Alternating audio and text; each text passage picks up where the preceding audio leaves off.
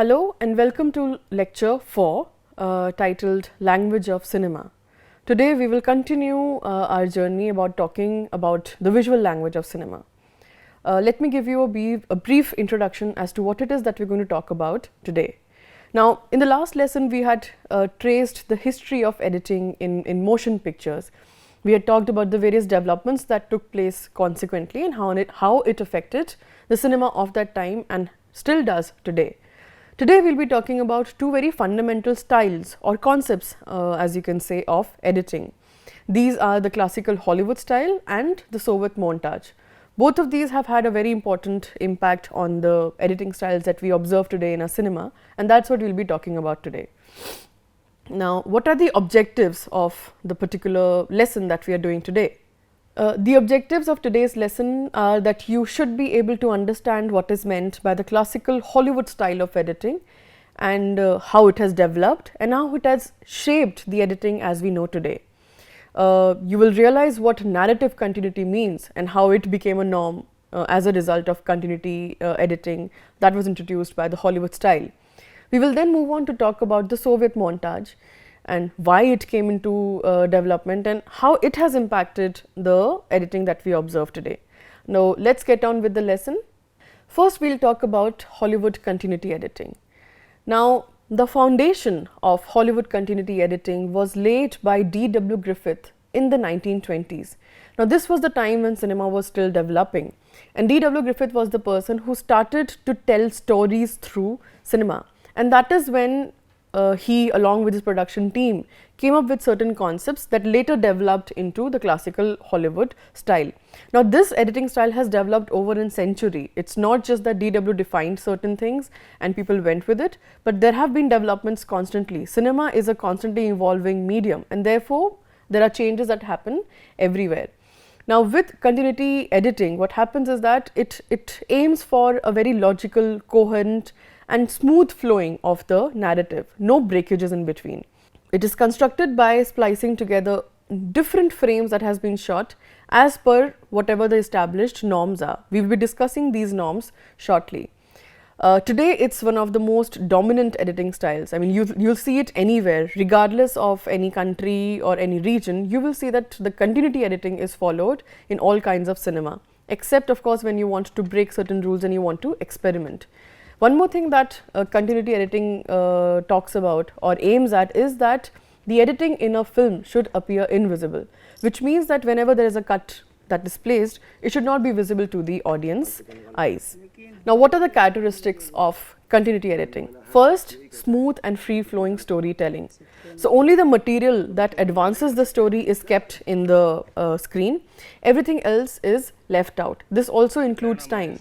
So, if you have a story if you have a narrative, you have a story that goes on that covers an area of 20 years, of course you will not shoot the entire material for 20 years, but you will compress it. You will only keep the material that is relevant to move the story forward, and that is what Hollywood continuity style of editing focuses at.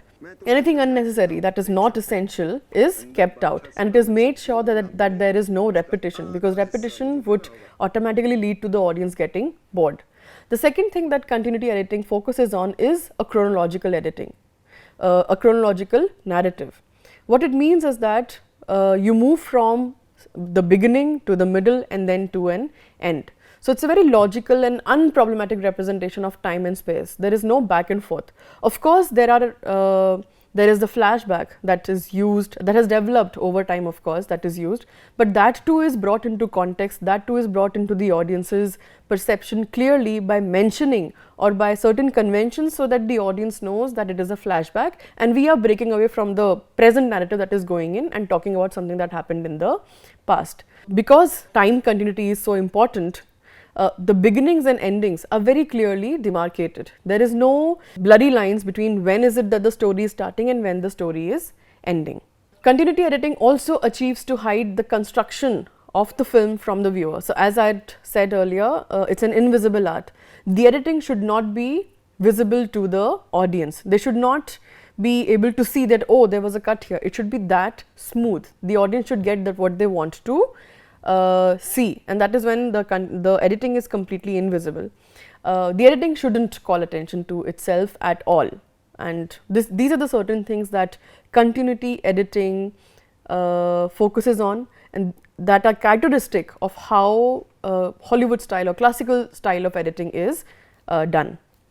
Now, for continuity editing to happen or to be able to do continuity editing, there are certain rules that the director, the DOP, the editor needs to follow.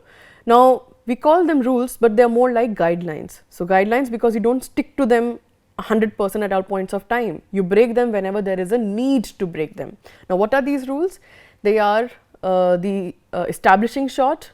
You make sure that you follow the 180-degree rule, you make sure that you follow the 30-degree rule, there is cross-cutting involved, there is match on action, eye line match, and the re-establishing shot, and the concept of the shot reverse shot. We will talk about all these norms and see how they are achieved in a film or in the process of editing. First, of course, is the establishing shot.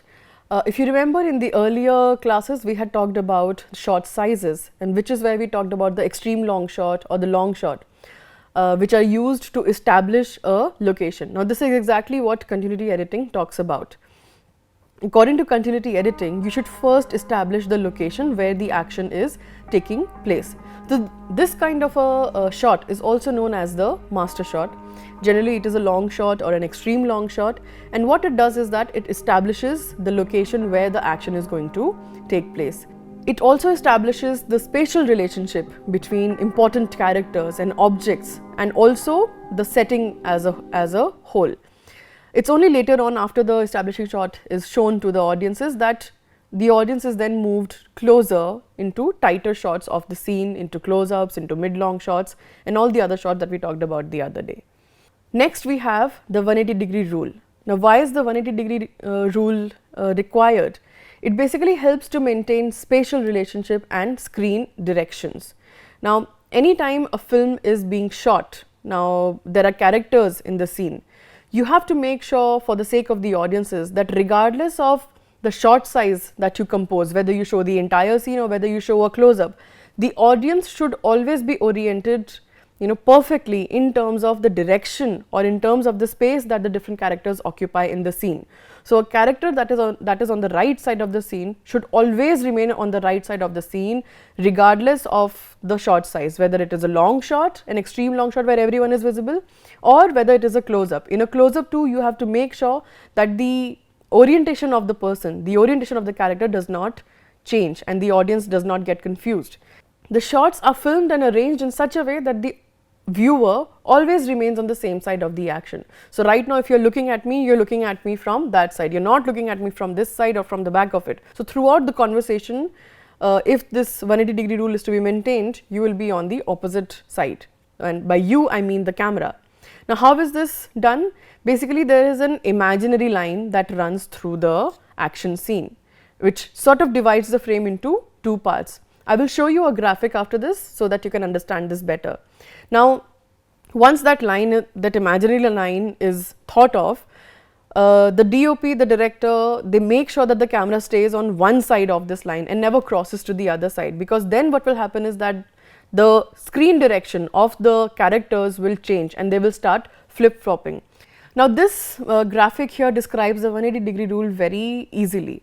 Now, as you can see, there are two characters here, they are facing each other, and there are three camera positions. So, you have camera position 1, camera position 2 and 3.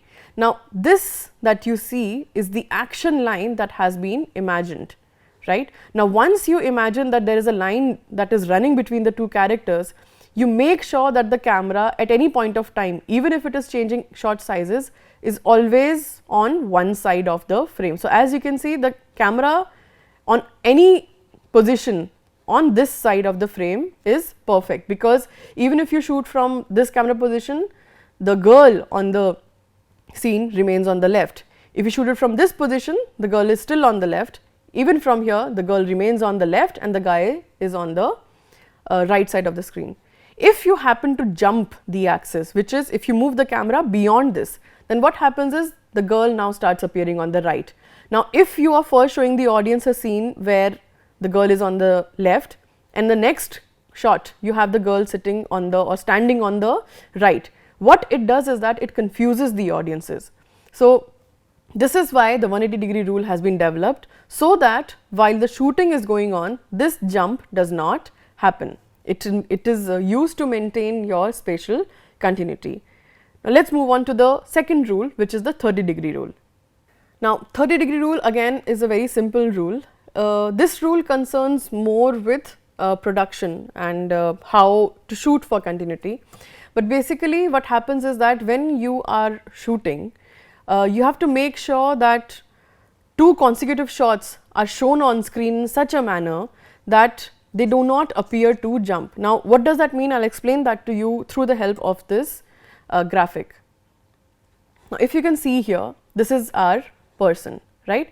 This is camera position A and this is camera position B. Now these are not two separate cameras, it is the same camera that is being moved about to capture the character.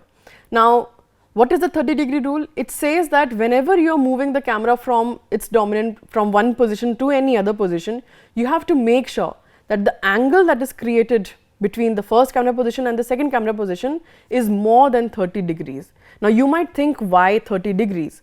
It is so because if this angle is lesser than 30 degrees, and what will happen is, let us say we move the camera only slightly here from this position to here, you will still see the person, but something about the background of the person might have changed, very little.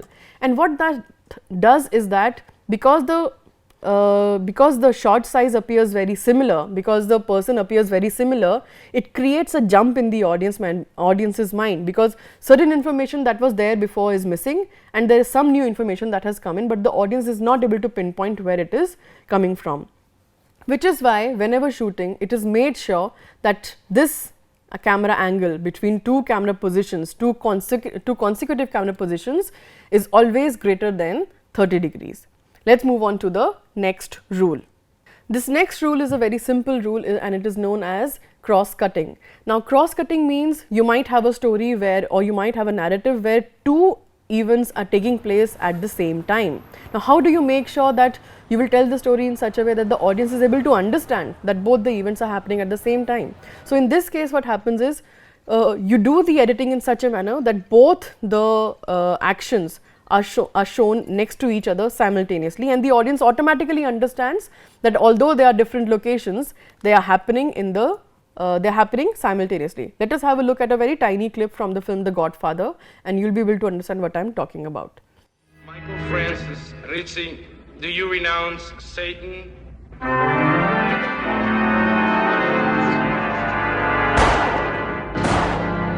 do renounce it. So here we have a baptism taking place in a church, and the next scene, somewhere else another action is taking place. The moment the audience looks at this, the audience knows that both the actions are taking place at the same time. Moving on to the next norm, which is the match on action.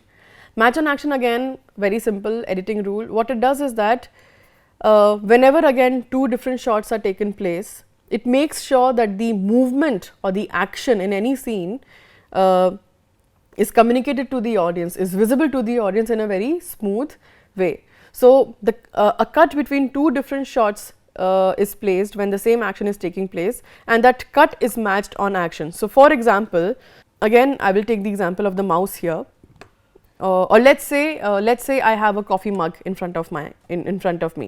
So in the first shot you see me going for the coffee cup, and I hold the coffee cup and I am bringing it closer to drink, and while I am bringing it closer, you cut the shot when the coffee mug has reached this point.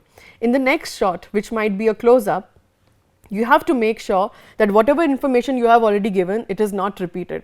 So the next time you have a close-up of me, the cup should be visible here and not from here. Also the cup should not be directly, like I should not be shown directly directly drinking from the cup of coffee, because then what will happen is the information of how the cup traveled from this point to my mouth will be missing, and that is what the match on action is all about. You make sure that any action that is taking place on screen is matched perfectly so that it appears smooth.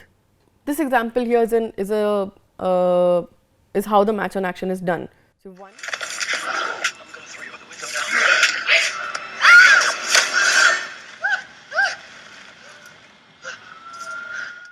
the 3 cuts that you saw all match the action in such a way that the information is never repeated and the information flows in a very continuous, smooth fashion. The next norm that we will talk about is the eyeline match. So, whenever there is a character on screen and the character is looking in one direction and looks to the other direction, the audience expects to see that what is the fresh thing that the audience is looking at, right. So, typically this shot is followed by a shot of what the character is looking at, what object or what person the character is looking at. Now, what this does is that it matches the eye line of the character wherever the character was moving to look at, and it shows the audience exactly what it was doing. So, this is known as matching the eye line or the eye line match. Now, what the eye line match does is that it makes the cut smooth. Now, the same applies to 2 characters looking at each other also. So, now what it does is that the screen direction is maintained. So, if there were 2 characters right now sitting in front of you, one on left and one on right, the character on the right would always be looking at the left side of the frame and the character on the left would be looking at the left side of the frame. So, even if you have just close-ups of these 2 people, they will you will have, as an audience, you will know clearly who is talking to whom or where they are looking at. You will not have to look at the entire screen, and that is what is known as the eye line match. If you do not show the eye line match, the shot then can be used to build anticipation in the audience as to what is it that the character is looking at. Now, let us look at an example from the film,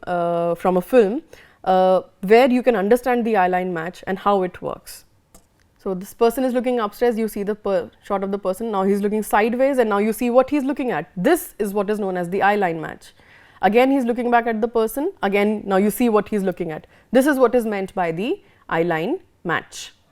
Next you have the re-establishing shot. What is the re-establishing shot? It is the same, it has the same function as the establishing shot, but it re-establishes the position. So, after you have moved from a long shot to just close-ups of people talking to each other, it's better to cut into a long shot where the audience can again see the master shot.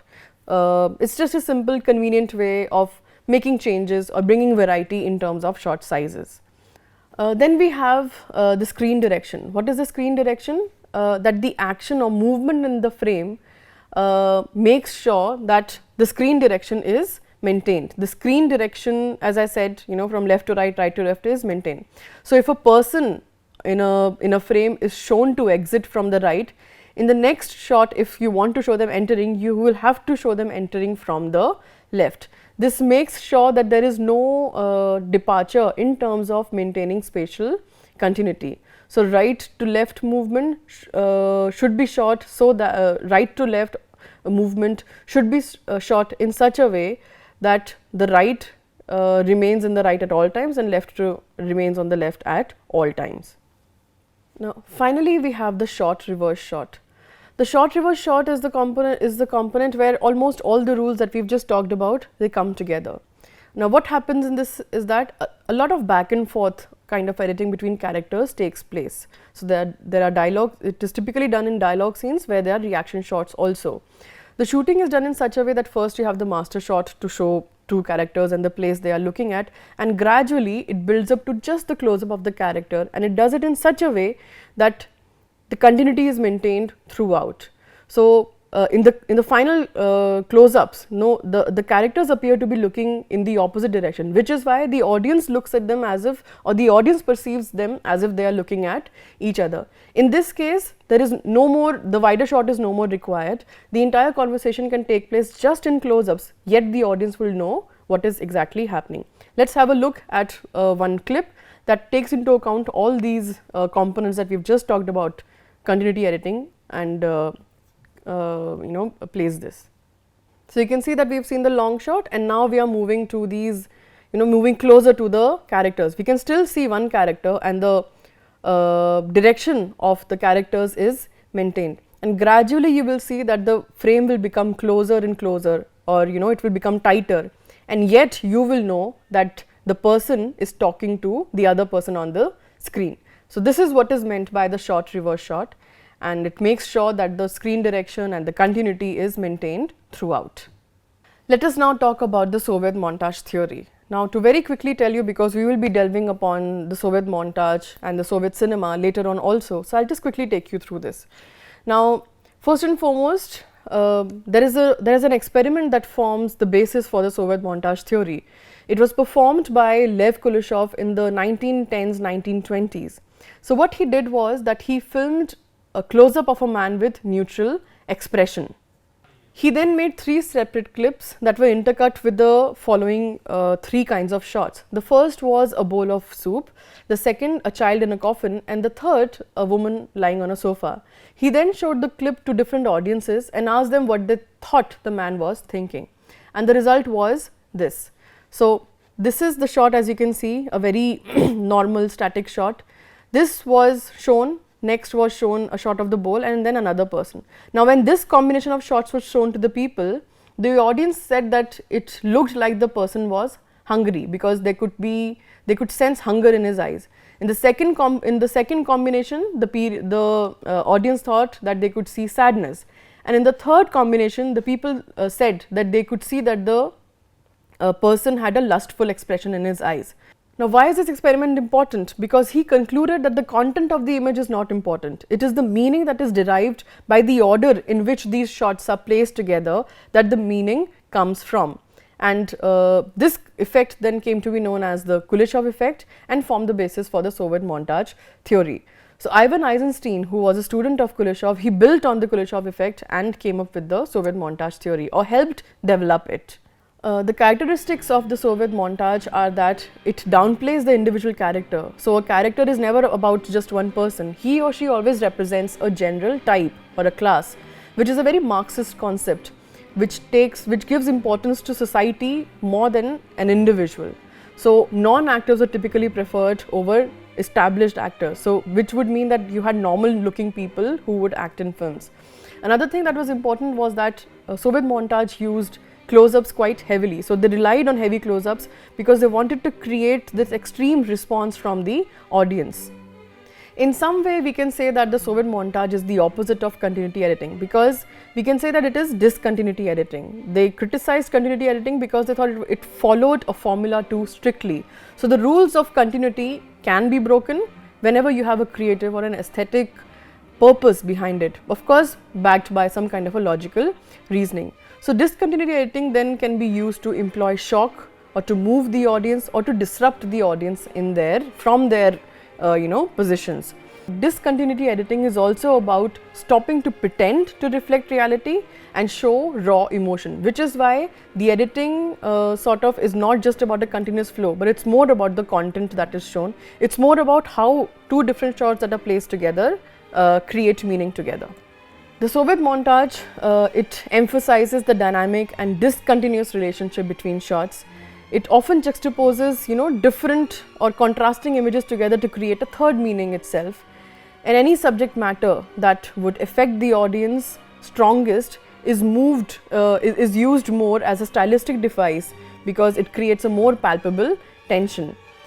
In terms of cinema, a dialectical and intellectual construction is made through montage. So there's a lot of meaning making that happens just by the position of different shots side by side or next to each other. The various techniques that are employed to achieve the Soviet montage are something like the freeze frame, which is a one single frame, so time is not moving, time has stopped. Or the slow motion, again we are playing with time, and fast motion, where time either becomes slower or it becomes faster. So this is done to bring special emphasis to a particular event. There's also something known as the reverse motion, which can give a very dreamy or a fantastic imagery. So again, we are delineating ourselves from what happens in the real. We are not sticking to the continuity of time and space. Then we have the jump cut, where information from one shot is deliberately left out so that it calls attention to itself. Then we have the match cut, where a cut is made between 2 shots so that similar kind of imagery are joined together, and this is then used as some kind of a transition. Then you have the split screen. In a split screen, you have 2 shots that are visible on the screen, or more than 2 shots that are visible on the screen at the same time, right? Then you have the overlay, in which one shot is superimposed on the other for some kind of a dramatic effect. Finally, you have montage. Montage is nothing but a collection of a different number of shots that are all linked together through theme or through time, but it's not the continuous time that you are looking at. There are different kinds of montage methods that have been devised that follow some kind of a rule, and how they are edited into these different kinds. The first one is known as the metric montage. Now, as the name tells you, the cut is made in a very metered fashion, which means that every shot in a scene is of the exact same length or of the exact same number of frames.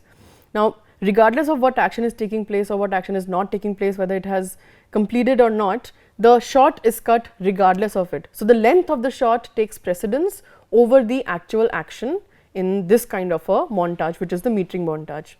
Next, we have the rhythmic montage. Now, in the case of a rhythmic montage, the cut is made on the action or the movement of the cut. So, here it's the action now that takes precedence over the length of the shot. So, it's not defined by the length, but how the action is going to form into some kind of a rhythm. That is how you place the cut. Then you have the tonal montage. Now, the tonal montage has to do with the emotional quality of a shot. So, the cut is placed based on what will be the impact of this cut if it is placed here and played back to the audience. How will the audience respond to it in an emotional way? When you edit with this in mind, that is known as a tonal montage. Next, you have the overtonal montage. Now, the overtonal montage is actually a mixture of the metric, rhythmic and the tonal montage. So, what the effect on the audience is a pretty complex one. The audience gets a very mixed reaction, gets a very mixed feeling about whatever they are seeing on screen. So, it's a combination. Finally, you have the intellectual montage. Now, in this case, what happens is that there is a conscious creation of new ideas when the two shots or images that are cut together, they are put together and they form a new idea or a new object. Now, if you recall, we saw this scene from Mr. India where Mogambo is shown on screen. So, you have the scene of you have a shot of the lion, a figure of the lion, and then you see Mogambo. So, when these two are placed next to each other, it creates some meaning. This is something that can come under the example of an intellectual montage. This has been the lecture for today. We've talked about your Hollywood style of editing and how it is maintained, how it is used to maintain continuity. We also talked about the Kuleshov effect and the impact it has had on the development of the Soviet montage theory. And we also talked about what constitutes the Soviet montage theory and what are the different ways in which, or the different methods in which a Soviet montage can be achieved. In the next lesson, we will delve on the oral language of cinema. So, we have been talking about visual language up till now. We will now talk about the oral language. We will also trace the history of the use of sound in cinema and its manifestation and the use of music in cinema as well. I hope you have enjoyed this lesson today. We will see you the next time. Thank you.